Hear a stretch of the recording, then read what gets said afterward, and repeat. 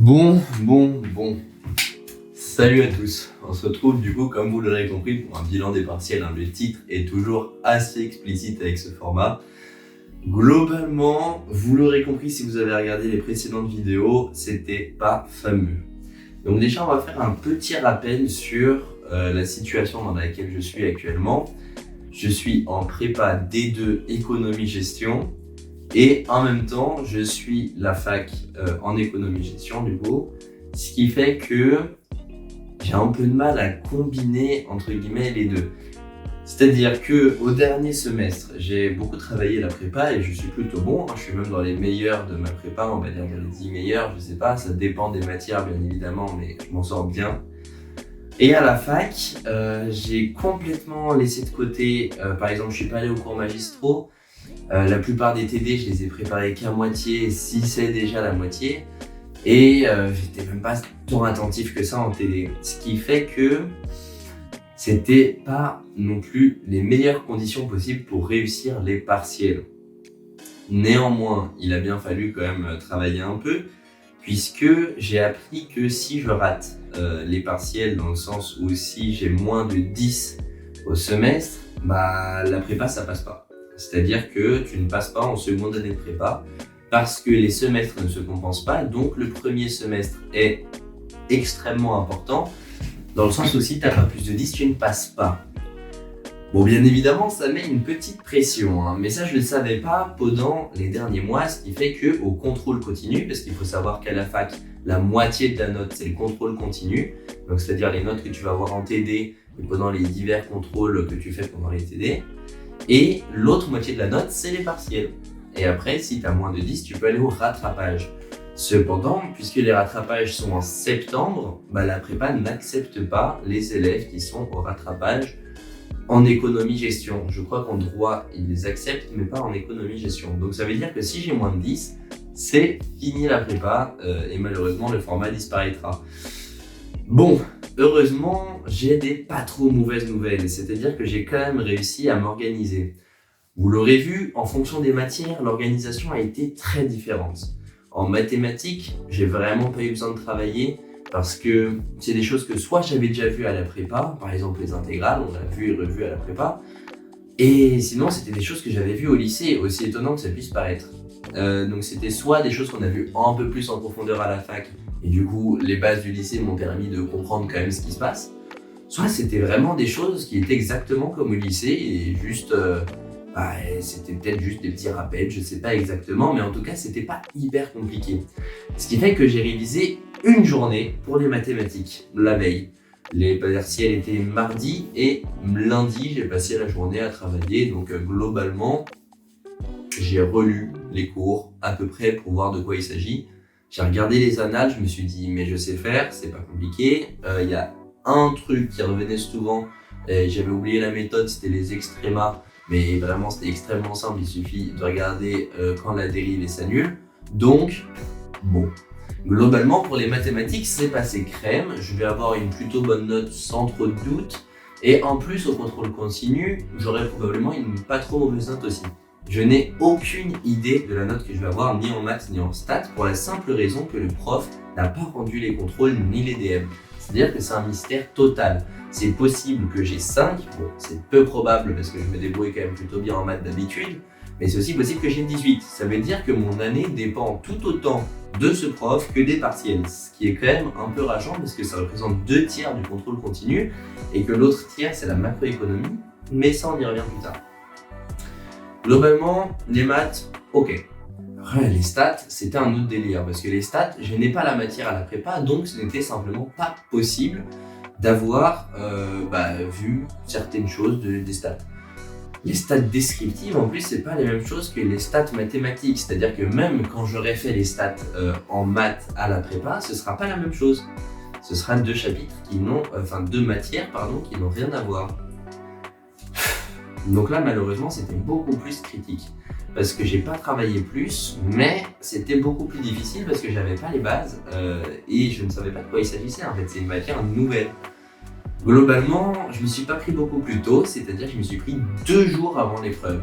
Pourquoi 2 jours avant l'épreuve? Parce qu'avant j'avais mes concours blancs Après, j'ai quand même décidé de prendre une semaine de vacances, hein, il faut pas déconner non plus. Je suis parti à la campagne, on s'est bien reposé. Et après, j'ai passé mon permis d'exploitation, ce qui du coup m'a laissé 2 jours pour réviser les stats. Vous allez dire, mais c'est complètement impossible. Et je suis bien d'accord avec vous, ce n'est pas possible. Bon, du coup, j'ai essayé, comme vous l'avez compris, de sauver un peu les apparences. En faisant quoi? C'est pas non plus très compliqué. J'ai regardé toutes les annales des dernières années et j'ai fait un bilan de ce qui revient souvent. Ce qui revient souvent, j'ai appris à le faire bien, donc j'ai su le faire bien. Et les formules qui reviennent tout le temps, dont on a tout le temps besoin, je les ai apprises par cœur, je les ai répétées des dizaines et des dizaines de fois, et bingo, ça a marché. Parce que les stats, c'est aussi quelque chose d'assez intuitif, surtout quand on est au début et que c'est de la base comme ça. C'est-à-dire qu'il y a beaucoup de choses que j'ai réussi à retrouver sans avoir eu la formule ou sans l'avoir appris. Il y avait un exercice par exemple où il fallait calculer avec une certaine somme de départ combien on aurait à la fin. Normalement il y a une formule que je n'avais pas apprise parce que je n'avais pas vu ça dans le cours. Et je l'ai retrouvé sans formule. Voilà, donc je suis pas sûr que j'aurai tous les points parce que ce qu'ils veulent c'est quand même voir la formule souvent. Mais j'aurai au moins la moitié, voire 2/3 des points, ce qui est largement suffisant en soi.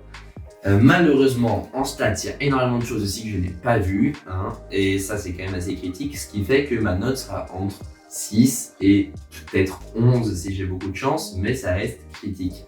Heureusement, la note de stats ne sera probablement pas mauvaise puisque c'était un DM et que normalement la plupart de mes réponses sont bonnes, donc j'espère avoir un 14 au moins qui rattraperait par conséquent la note de stats. En plus, la note de stats peut être facilement compensée par la note de maths qui, d'après moi, sera largement au-dessus de 12 puisque j'avais bien réussi, à part quelques questions par-ci par-là et que d'après ce que j'ai vu, ils notent plutôt gentiment. Donc de ce côté-là, on n'a pas trop à s'inquiéter. Là où on a plus à s'inquiéter, c'est en macroéconomie. Pourquoi? Parce que c'est la seule matière où je suis certain d'avoir moins de 10 au premier trimestre. J'avais tout simplement 9. Et c'est débile, c'est juste que premier contrôle, j'ai eu 10.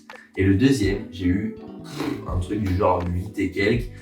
Et malheureusement, c'est pas passé. J'ai eu moins de 10. Donc ça veut dire que si j'ai moins de 10, bon, il va y avoir les points des maths qui sont encore là pour Karine. Merci les maths.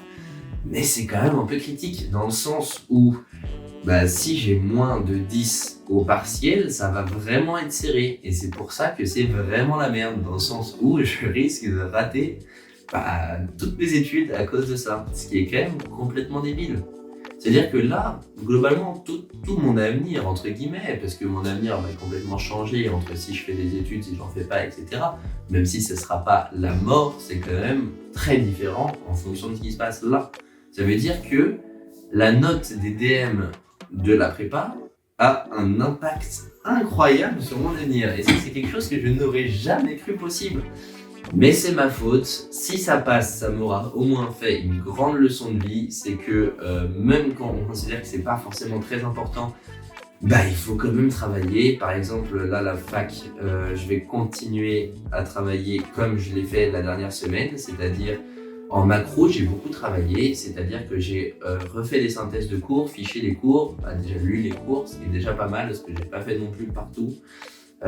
Et j'ai refait tous les TD, tous les exercices avec des méthodes. Donc là, vraiment, on a vraiment tryhard parce que sinon, j'avais le gros risque de rater mon année qui est quand même... qui met la pression, disons. Dans la globalité, je pense passer, je pense même avoir 11, voire plus. C'est très juste et vous allez me dire que c'est complètement con parce que ayant un très bon niveau, étant à la prépa et en plus ayant un bon niveau à la prépa, j'aurais pu gratter peut-être mention très bien, félicitations du jury si j'avais travaillé. Parce que ça, j'ai dit dans la vidéo des stats, mais c'est vraiment pas compliqué d'avoir 18-19. C'est des trucs que tu sais, c'est toutes les questions, il y a les réponses en cours. Si t'apprends le cours, t'as 18, t'as 19, t'as 20, ce qui n'est pas le cas partout. Et honnêtement, je m'en veux un peu d'avoir aussi mal travaillé pendant ce trimestre. Et le second semestre, ça va être beaucoup plus du tryhard, notamment pour la fac. Et justement, c'est dans ce format, le format prépa, qu'on va suivre l'évolution de la méthodologie, l'évolution aussi de ma manière de penser, de voir les choses, parce que comme vous l'avez vu, il y a des phases où on a plus envie d'abandonner, des phases de motivation, et ça, c'est assez négatif, parce que ça veut dire que ça fluctue beaucoup, que donc il y a des phases où on travaille énormément, des phases où on travaille moins, des phases où on retravaille énormément, ce qu'on a vu notamment dans les vlogs quotidiens. Parce que là, le tout début des vlogs quotidiens, c'est moi qui suis dans le fond du gouffre, qui n'arrive pas à travailler, qui suis complètement découragé. Et aujourd'hui, je regrette amèrement. Et c'est notamment pour ça que quand je suis dans des phases de trop, je me dis mais c'est con, je vais le regretter dans une semaine, il faut que je travaille, il faut que même si j'en ai pas envie, il faut que je le fasse. Et c'est ça qui me permet de quand même ne pas rien faire. C'est notamment pour ça que je suis allé en prépa alors que j'envisageais d'arrêter mes études. C'est parce que je me dis Sébastien du futur, donc moi du futur, va m'en vouloir. Je vais m'en vouloir à moi-même pour ne pas avoir pris la bonne décision. Mieux vaut aller en prépa et rater que ne rien essayer. Surtout que je suis bien parti. J'ai des bonnes notes à la prépa, je réussis bien. Il y a juste en macro où c'est un peu galère, mais c'est normal parce que c'est de la culture. Dans le sens où il faut accumuler beaucoup de connaissances pour aller bon. Mais bon. Dans la globalité, les partiels se sont mal passés. J'ai essayé de sauver au maximum les apparences, mais c'est pas du tout ce vers quoi j'aurais pu tendre. Qu'est-ce que vous voulez que je vous dise? J'ai mal géré, mais au moins normalement ça passe. Et dans le pire des cas, les études c'est fini. C'est con, mais ce serait vraiment mérité dans le sens où j'ai pas travaillé et c'est tout. J'espère que cette vidéo vous a plu. On se retrouve très bientôt pour une nouvelle vidéo, donc abonnez-vous et j'espère honnêtement que ça passe. On verra les notes très prochainement. Allez, salut!